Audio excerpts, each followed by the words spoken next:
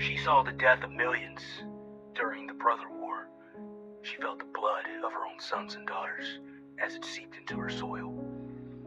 She watched those towers grow up. Man, it made her proud. And boy, how she cried when they came down. For years, she fought across the sea. Some say it's for what she stood for, while others say it was about other things. For years on after, she sat tall. Man, I never thought I'd live to see her fall.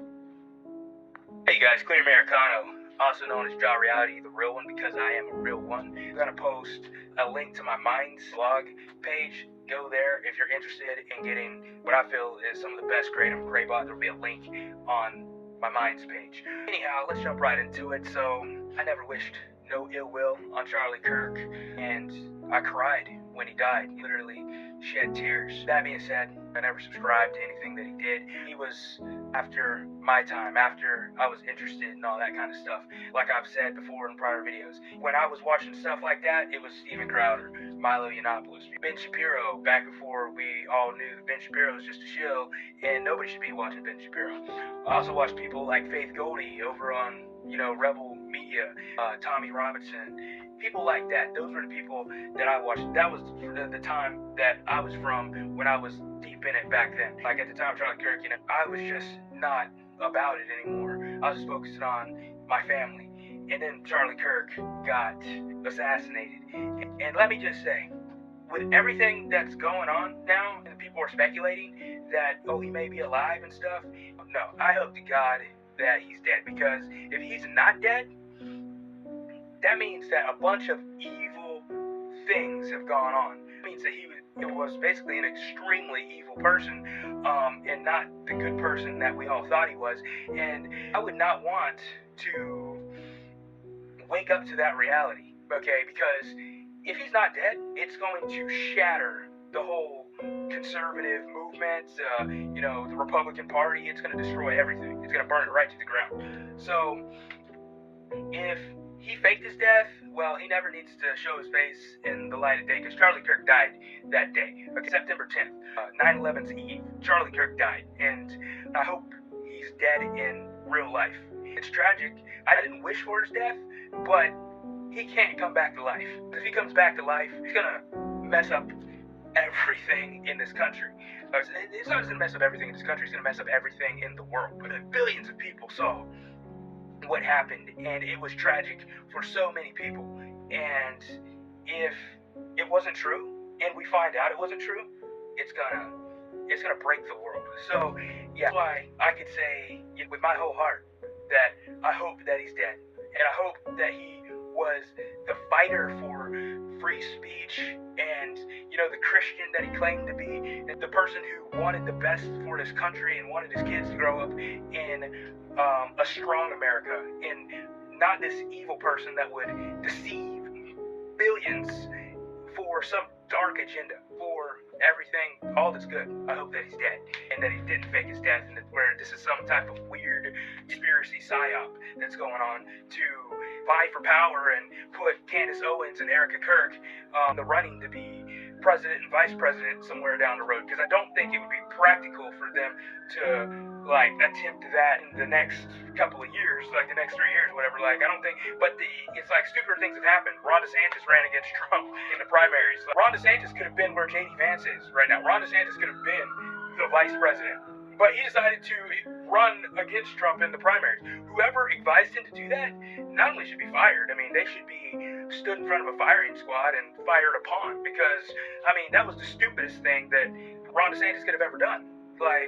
He could have been in JD Vance's spot. He could have been vice president, and he could have been next in line, okay? But now it's JD Vance, and now people are saying, well, we would like to see JD Vance run for president and Ron DeSantis run as his vice president.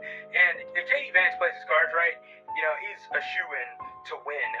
Unless something catastrophic doesn't happen, like Charlie Kirk suddenly reemerges from the dead, that would ruin that. We would have Democratic presidents from here on out if that happened. Another thing that I want to go real quick in this video. People have been saying that, oh, J.D. Vance and his wife was seen not wearing a wedding ring, and they saw him in a restaurant freaking yelling at his wife, poison him up to freaking get with Erica Kirk. I don't think that's any type of reality. I don't think that's ever going to happen. I think that's a delusion of some people. I think J.D. Vance loves his wife and his kids, and he's not trying to break up his marriage over Erica Kirk. And I think if anybody, we see Erica Kirk get with anybody in the next couple of years, it's going to be that Andrew Covett. I don't wish any of this to be true or whatever, but my mind would jump toward, well, maybe Erica Kirk and Andrew Covett were having an affair and Charlie Kirk found out about it. And I'm not saying that that's what's happening. I'm not trying to spin conspiracy theories here. But I will talk about Candace Owens. Candace Owens is one of the biggest hypocrites of all time. She's one of the biggest grifters. Candace Owens will go down as the biggest grifter. Notorious, massive flip-flopper. She's already starting to flip-flop after she had this meeting with Erica Kirk. And now it's already starting to get weird. She's such an obnoxious person. I can't stand her, and I would never go watch anything that she puts out by herself. Somebody posted that interview that she did with Piers Morgan, and I couldn't even watch it all because I can't stand her. But somehow I got brought up about Bridget Macron, and Candace Owens has been peddling that, oh, she's a man, she's a biological man. I'm like, where did this come from? So I had to go do some research today and stuff like that. What's crazy is if you look at Bridget Macron, she looks basically like an older white version of Candace Owens. They look so alike. If you actually look at the facial profile, why is Candace Owens so up in arms about Brigitte Macron? Why is she so on the attack of this person, this individual? It's is it because really she's insecure that maybe she was actually born a biological man? Is the reality really that maybe Candace Owens is a biological man, or maybe she just doesn't like the fact that Brigitte Macron looks so much like her? Maybe she's mad that she sees how Brigitte Macron is aged, and maybe she doesn't like the aspect. Maybe she's looking at her and being like, she looks a lot like me, and that's what she looks like when she's going to be older. Is that what I'm going to look like? I don't know. All I know is I found that interesting when I actually looked at Brigitte Macron, and I was like, their structures are very, very similar. And it's why is Candace so personal on her? So is Candace Owens a biological man? That's what I wonder. But Candace Owens met with Erica Kirk, and it was super weird, and nobody's really saying anything other than Candace Owens. I think now that Candace Owens has met with Erica Kirk, I think we can all just pretty much say, Candace Owens is full of shit, man. And she's always been a grifter. She's always been a hypocrite. She's always been a flip-flopper, and everything she's saying is already starting to basically crumble. Piers Morgan asked her, well, did they ask you to stop or whatever? Erica Kirk probably told Candace Owens to her face, just like she said in that interview, stop in the name of God. It's gonna happen. But hey, you guys, I'm Clear Americano, also known as Jaw Reality, the real one, because unlike Candace Owens, I am a real one. Okay, so hey, you guys, y'all take it easy.